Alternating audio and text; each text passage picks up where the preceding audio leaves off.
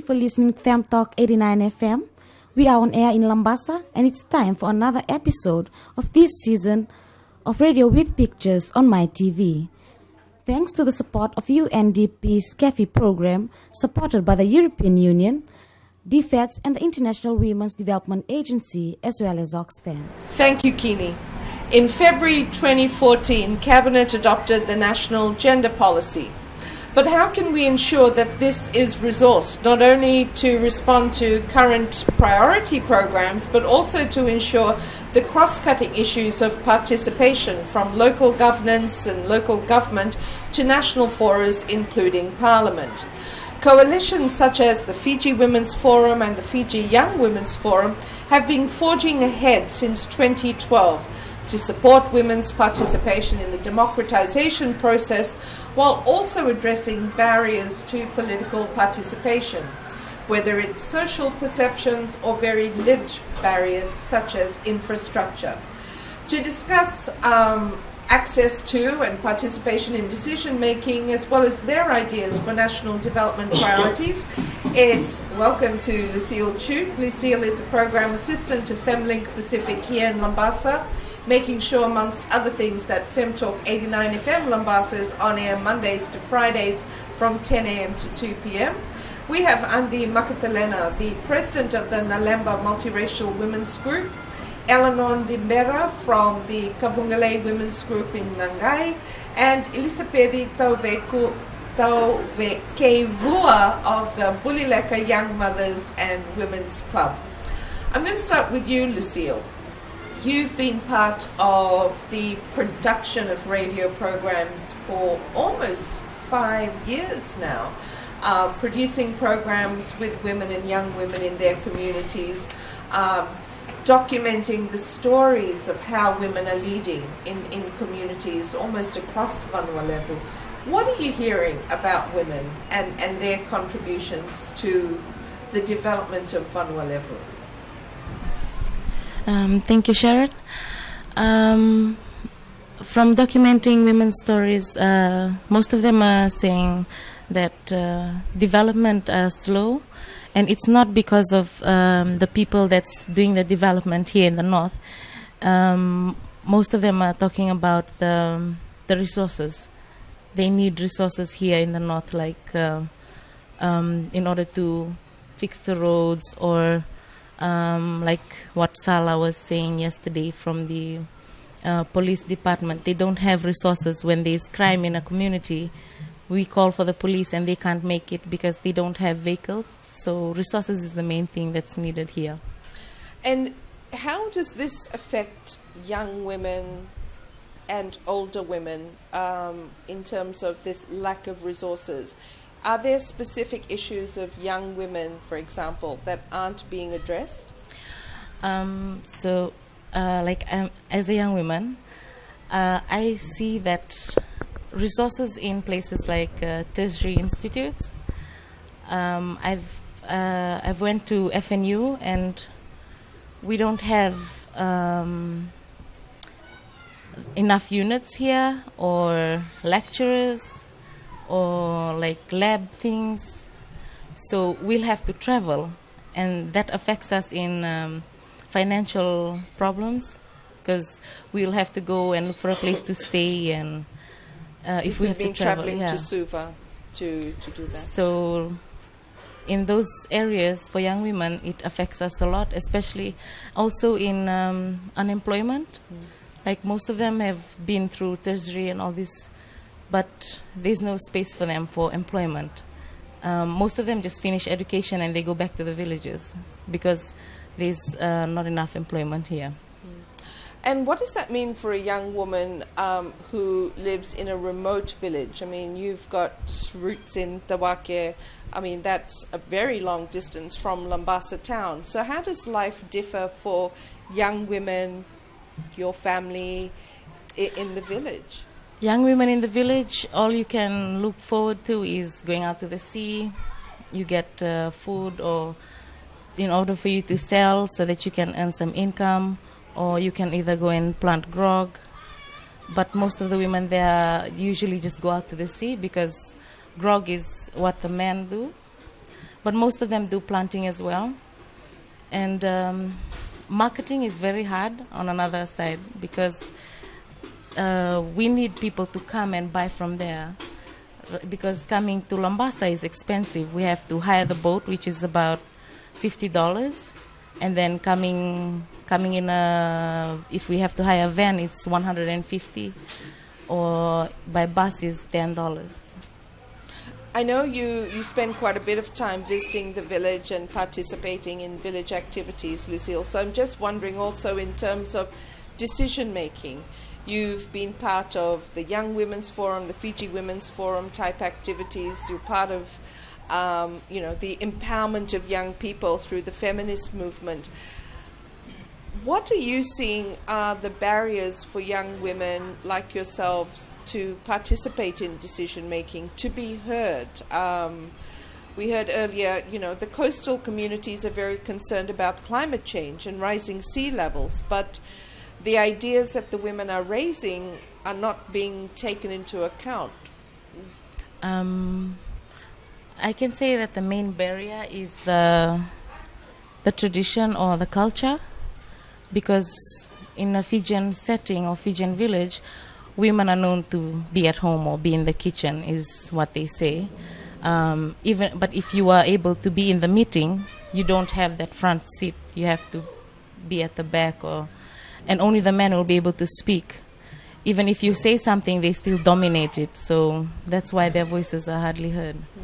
So this is like Family Inc. has provided a space where women can come and speak. And this is like other ways where we can come and raise our voices if we can't have it at the village level. Thanks, Lucille. Andi Makatelena, you're the president of the Nalemba Multiracial Women's Group. And in getting to know you and the work that you do in Nalemba for the community, I've seen how you have used your leadership role to support the community in terms of bringing women. Well, it's a multiracial space, bringing women together to talk to each other and to raise their issues. How easy was it? What did you have to do to get that multiracial group started? We started in multiracial from Nalemba from 2009, when I've been moving around in the village, in the community, and see the poverty, lack of income in Nalemba because of the land was expired. And mostly I went and shared the stories in the village, in their houses, in their homes, shared to them, and we talked together. And I tried to call a meeting, and we come together as one, so that we can help each other, and we try to see the problem from each families. And so when I came right up to town, I met this office where we are today, that's Family office, and I discussed the matter. That's why we formed a multiracial group, and it was developed from this office. What I can say that is very helpful to Nalemba on all over in the north, the office in this Family. Okay, thanks, Andima. One of the projects that you've started is the poultry farm. And it's been several years. I remember it was 2011, early 2011, when we were there with Father Frank and Andi Vasu for the groundbreaking, the blessing. Mm-hmm. And so it's been several years, almost 4 years now, since you started that poultry farm. But you invested also a lot of time in the training, the learning to develop your business plan.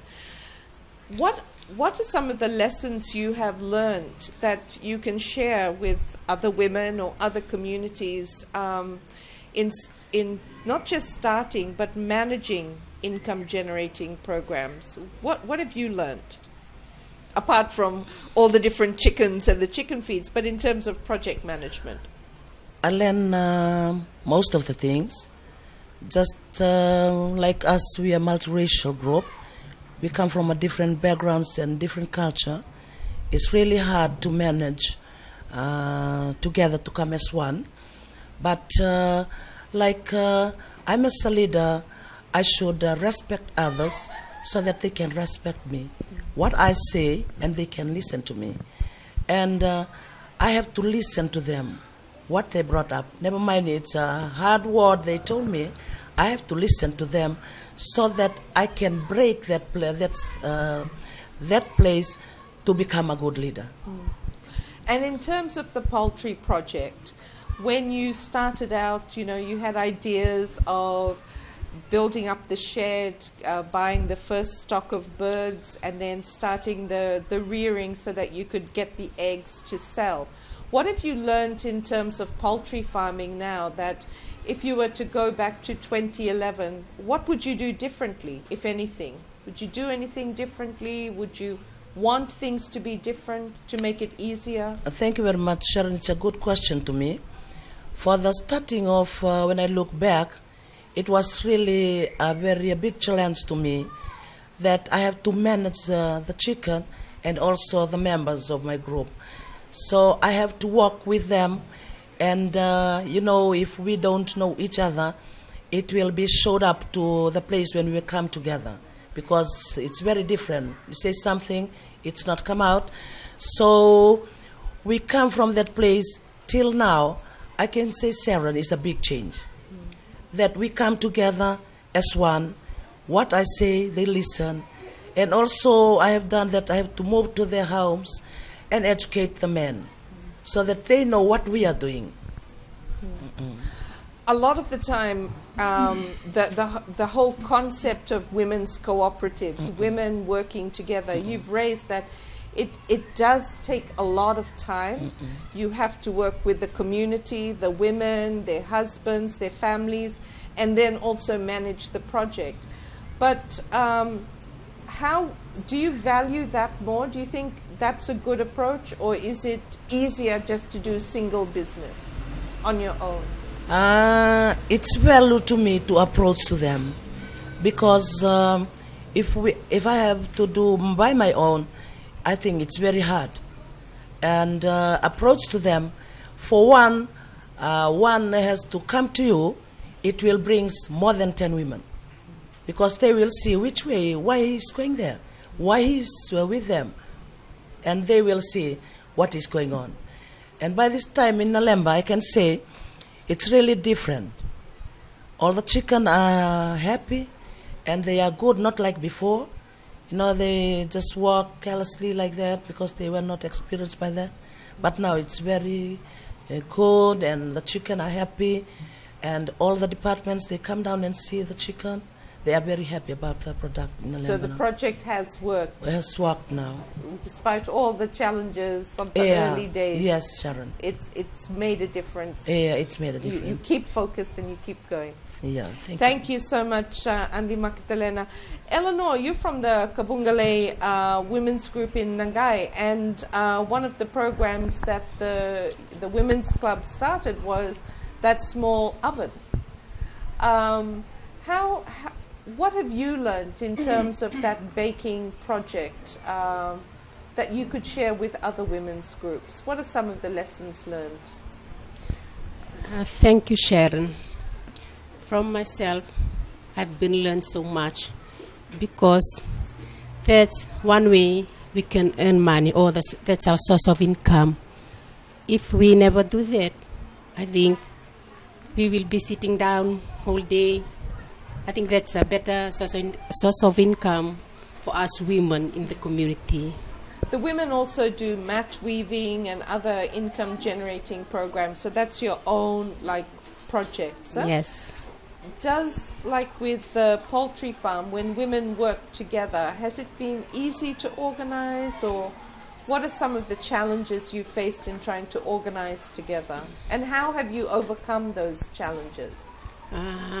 As what Andi Makitelena says, I think it's very hard as a group to be in one, but it's a big challenge for me to say you should overcome that by hands in hands, by communicating much and all that things. So keep communicating, keep talking, yes. and focus on the on the long-term goal of earning money. If you were to go back a couple of years to start again, what would you do differently, if anything? I think mostly we should be aware of the climate change we've been going through now. So I think it can be easy for us to do things. Okay. Thank you so much, Eleanor. Coming to you, Elizabeth, you're a member of the Bulilaka Young Mothers and Women's Club. Now, a couple of years ago, you all got together and got a couple of sewing machines. What did you learn from that attempt at starting the sewing project? Thank you, Sharon, for the sewing machine. I got the pictures of the sewing machine. It was 10 sewing machine, and the sewing machine was not working. So we decided another way of earning money. So we get together one afternoon, and I said to our president, we have to stand up. The sewing machine is not working. We can't attend the sewing machine because we cashed about $1,000 plus, and the debt was there. It's about $1,002. So we have to pay the credit to courts, and we have to search for other money for us to buy the materials.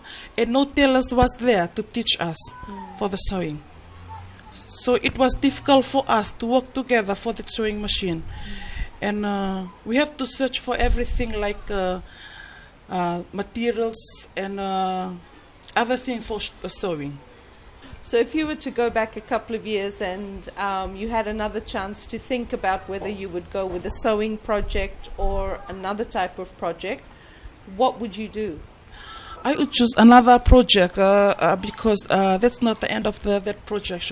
I would choose another beef hide because it's easy for us to do that. We have to go and get the box, put the beef hide.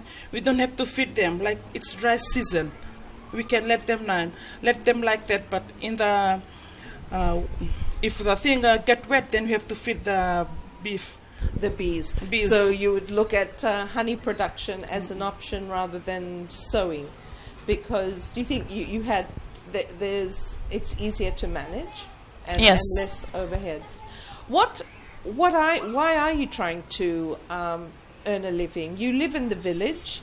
Why do young women like yourselves need income generating programs when you're living in the village community? Like for me, I'm a single mom. Nobody's supporting me. Like I have to stand up on my own, feed my children every day. How many children do you have? I've got 2 children, one in class 6 and one is 3 years old. And every day I have to feed them, I have to give food, I have to shelter them, I have to give clothes. So that's the end. That's not the end of it. If we're a single mom out there, we can stand up, we can do things, we can earn money by our hands. We can go out and get something to get income, to earn a living. The situation of single mothers has come up not only here in the Northern Division consultations, but also in the earlier episodes of Radio with Pictures that we made in the Western Division. For single mothers, someone has suggested that maybe you need to be supported to go back to school, to do vocational training. Do you think that is something that young women like yourself would be interested in? I think for me, it's easy for me to do business. Likewise, to come and market vendor is one. It's easy for me to come and sell the goods that I'm planting at home. Like I've got garden at home, I can come and sell the vegetables, the root crops. That's the easy way for me. If I go back for tertiary level, who will pay my fee? Or vocational training. If there were special programs for young women. If there were special vocational training, if the fees is free, then I can go. So that's a point that you'd rather, so you'd need to make sure that it's not just training programs, but one that you can go for free. So almost free education for young mothers in vocational training. What would you want to learn? If it was free, what would you want to go and study? I want to study hospitality. I'm interested in tourism. When I had tourism, when I had my one of my cousins say tourism is easy. When tourism come, you just say hello, mbula vinaka. It's easy for me to communicate with them because I'm not that well educated. I can just say hello, mbula. It's easy way for me to go for hospitality in tourism. Okay, thank you so much, Elizabeth. Now let's focus on the National Development Plan. The national development consultations are taking place through till the end of July. What would you say you would like to see, Elizabeth, in terms of the national development priorities for the next 5 years? What are the changes you would like to see take place? For me, the one we were crossing one bridge. It was near my village. So you just got a new bridge? Not that new. Only they put the new wooden on top of the bridge. Okay. Five of our community was crossing that same bridge. But I think no development was okay in my area just because of that bridge.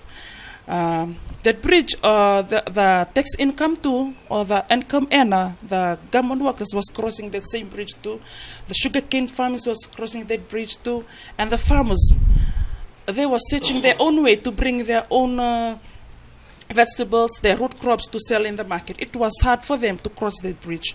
Same as I hear in one of my friends I just met in this consultation from Boavo. They facing the same problem as a bridge. The bridge was in the low area, so in flooding time, they hardly crossed that bridge because it was full of water. It's hard for them to carry one sick person to the hospital. And as in Langi, I mentioned, one of my friends was talking about, it's hard for them to have a transport. Like if you want to travel from Langi to Labasa, you have to pay $14 a person. Plus your sack is $3. It's very expensive. So for me, development it's okay.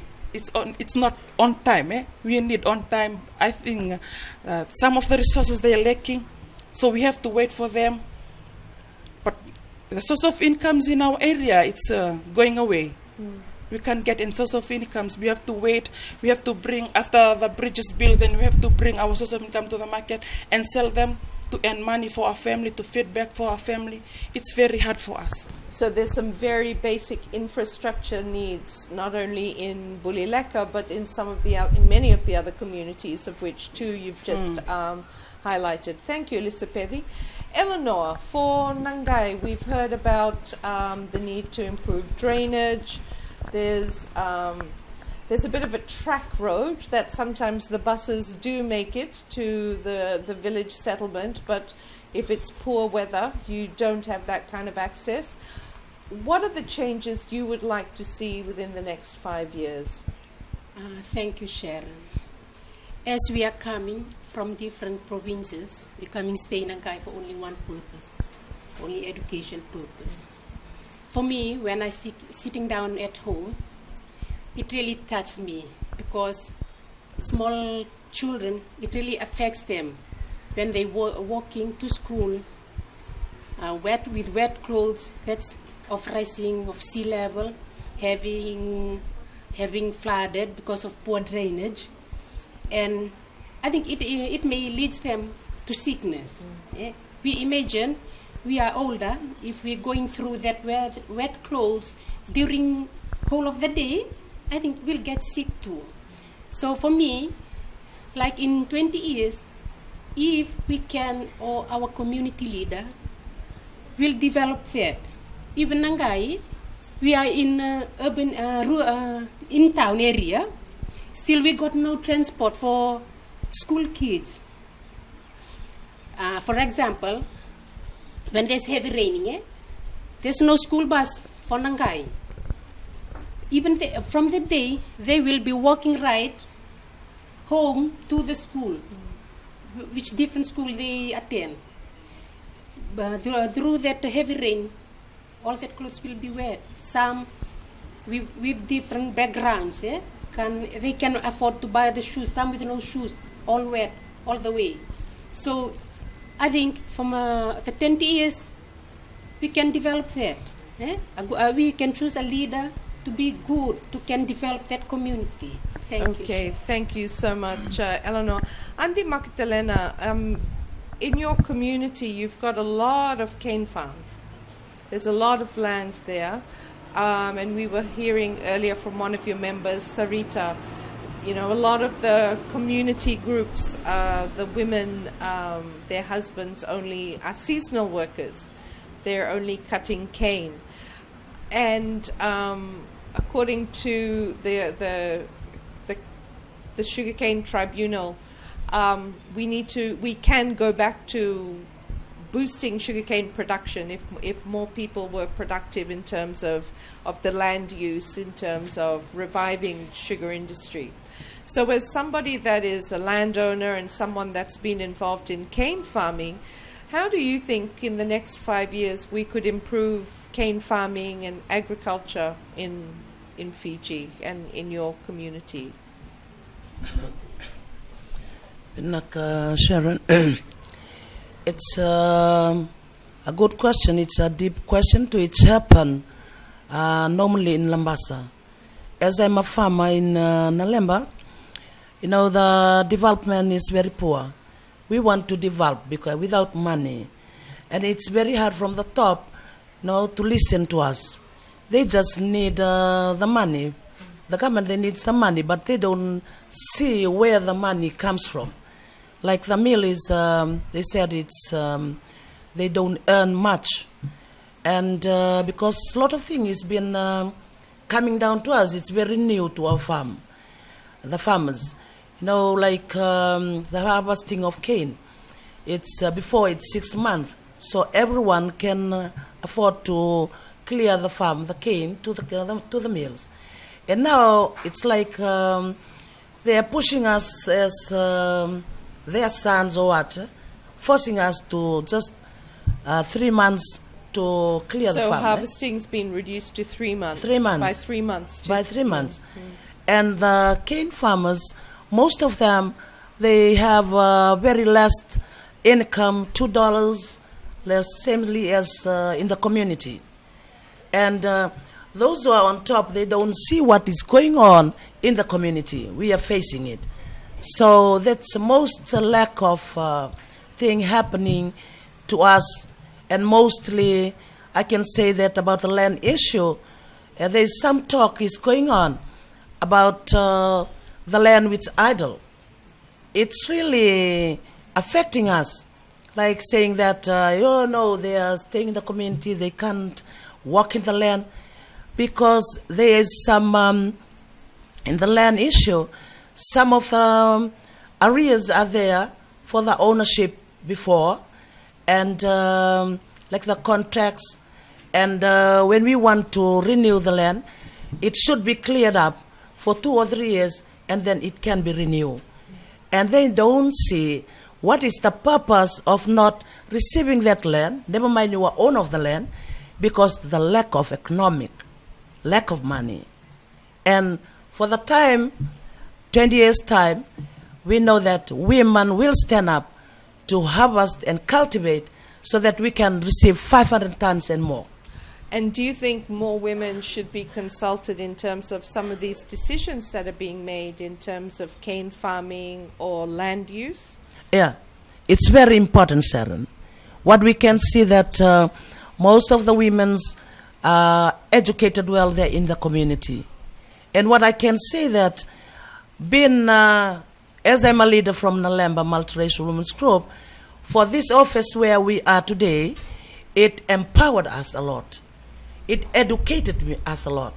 Example, as in Nalemba, most of my members, they can't speak in English. And from today, you can see, Sharon, they can speak in English. They are educated. Yes. Eh? Thank you, Andima. We don't have that much time, so I'm going to come back to you, Lucille.